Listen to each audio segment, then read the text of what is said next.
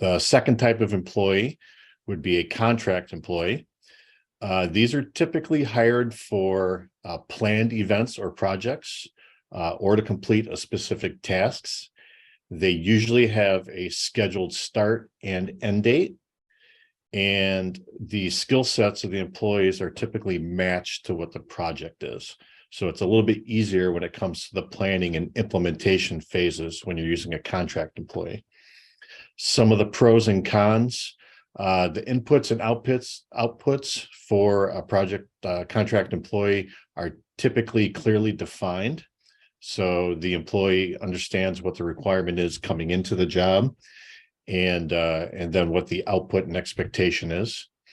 It's typically easier to create and adhere to a budget for these types of projects.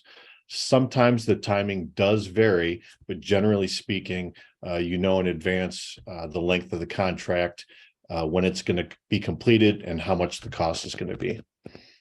Long-term, these costs are generally a little bit lower because the overhead involved with the contract employee is a little bit less than when you're working with short-term employees, and it's spread over the duration of the project. It's typically a little easier to recruit contract employees due to the stability of the project and the clearly defined timing. So they know when they're going to start, they know about when they're going to end, and that makes it a little easier for them to plan their time and their schedules. And the only real negative with a contract employee is a possibility that you might lose them in between contracts.